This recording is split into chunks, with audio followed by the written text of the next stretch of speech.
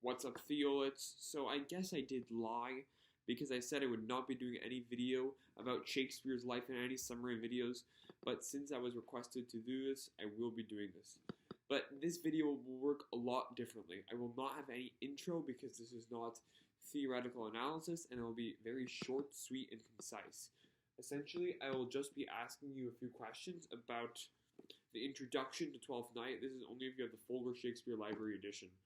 And remember, the whole unit is based on this book. But I'll be asking these questions. I'll let you predict your answer to the questions, and then I'll go over what the answers are.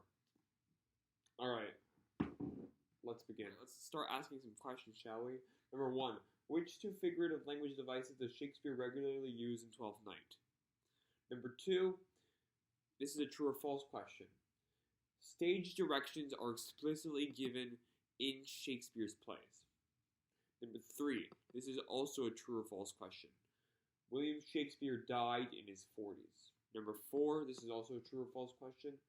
Most surviving documents point to the fact that Shakespeare was not an aristocrat. That Shakespeare was not an aristocrat. Okay? Number 5. Now these questions are going to be more not true or false. I think I have a few true or falses in the end, but this is going to be just testing you if you read the introduction. So, who praised William Shakespeare? Why did he praise William Shakespeare? Number 6, who criticized William Shakespeare? Why did he criticize William Shakespeare? Let's see. Number 7, who is considered the founder of the Elizabethan theater? Okay, who is considered the founder? Number 8, which main two theaters were the plays set in? So where did Shakespeare set his two plays? Well, not his two plays, but which theaters did he set his plays in? Number 9, when did the globe burn? Number 10, what is Shakespeare's acting company referred to as? So how do people call it during that time? Number 11, who did Shakespeare marry? Number 12, where was Shakespeare born? And where did he move to later for his acting career? Number 13, when was the globe built? Okay, number 14, this is a true or false question. Blackfriars was more expensive than the Golden Globe Theater. That's the statement, true or false. Number 15, this is another true or false question. The globe was built in London, so that's that.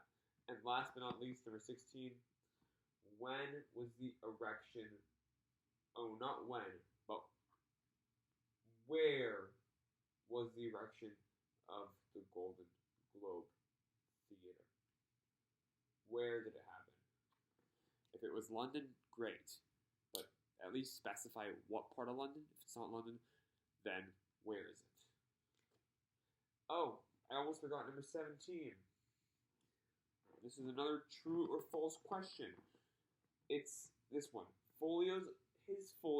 Shakespeare's folios, are considered better than his quartos by his actors. Is this true or false? Did they consider his folios better than all his quartos? Remember, all his quartos. Alright, let's start answering this question. Number 1, which two figurative language devices he used? Well, Shakespeare uses metaphors and puns. He uses metaphors in phrases like, if music be the food of love, play on. He also uses puns when he basically refers to finding Olivia's heart, but he considers it like he's hunting it, just like a hound would hunt, well, a hunting deer called a hart. That's a play on words. Number 2, about the stage directions, they are explicitly given. The correct answer to that was false. Shakespeare never explicitly gives his stage directions. They are very implicit in many times, and we have to infer for what he means. Shakespeare did not die in his 40s, he died in his 50s, so that is also false. Most surviving documents point that he was not an aristocrat. That is true. They point that he was a normal person who attended a good grammar school. I mean, he was probably not an idiot, but he was definitely not considered an aristocrat, at least by surviving documents. Who praised Shakespeare? This man is known as Francis Mere. And I asked you guys, why did he praise Shakespeare? Well, he praised Shakespeare because Shakespeare was such an amazing tragedian and such an amazing comedian. He couldn't believe that Shakespeare could be both a wonderful tragedian and a comedian at the same time. And he made some comparisons to certain tragedians and comedians. He considered him like a tragedian like Seneca and a comedian like Plautus. Okay, and then who criticized Shakespeare? Well, the person who criticized Shakespeare is known as Robert Greene. Robert Greene called Shakespeare, or I don't think he referred specifically to Shakespeare, but he referred to people like Shakespeare as master of all trades. Jack of all trades, master of none. So he criticized Shakespeare because he believed, oh, you can't really do all those things. He just thought that was ridiculous and stupid. Because Shakespeare, remember, he was acting in his plays, he was getting money from his plays, and he was also writing his plays. And Robert Greene was like, nah, I don't think this is kind of stupid. You can't really just do a billion things because you might, lose quality. And he just felt that way. Of course, I guess you could say Shakespeare's an exception. Next up is, who is the founder of Elizabethan theater? The answer to that question is a person known as James Burbage, I believe. Okay, I don't know why that is going there. I'm not talking to you, Alexa. Okay, so James Burbage is the founder of English theater. Also, interestingly enough, I believe that the son of James Burbage was one of the actors in Shakespeare's play, if you're ever curious about that. Okay, so next one. Sorry, I don't have an answer. When was the globe built? Yes. When was the globe built? Okay. The globe was built in 1599. He wrote some of his really good plays during the time of the globe, including Measure for Measure and some tragedies and comedies. So, hold on. Actually, is it Measure for Measure? No, I think scratch that. He was talking about certain plays, yeah. But I believe Measure for Measure was part of it, and a lot of other plays were part of it. But yeah, 1599. And that lasted from 1599 to 1608. 1608 to 1612, he was in Blackfriars Theatre. So which main two theaters were they set in? Well, Blackfriars and the Globe. What is Shakespeare's acting company referred to as? It's referred to as the King's Men or the Lord Chamberlain's Men. And is referred to this way because they performed for the royals sometimes. Okay, who did Shakespeare marry? Shakespeare married Anne Hathaway, and he had two children. They were called twins, Judith and Hamnet Shakespeare. Where was Shakespeare born? Shakespeare was born in Stratford-upon-Avon, and he moved to London, most likely. Some people theorize that he returned to Stratford-upon-Avon, but it's not necessarily sure when exactly did he return to Stratford-upon-Avon. Did he have a lot of time after his acting career, or did he die shortly after his acting career? That is very much disputed. The Globe was burnt. That's what I was going to say. So it was built in 1599. When was it burnt? Well, my friends, it was burnt in the year of 1616, I think. Yeah. If I'm not mistaken, it was burnt in the year 1616. And then a new globe was built after that one was burnt. Okay. Actually, it says... I think it was 1616, but it was just around the 1610s, if you're curious.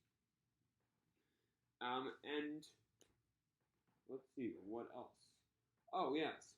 True or false?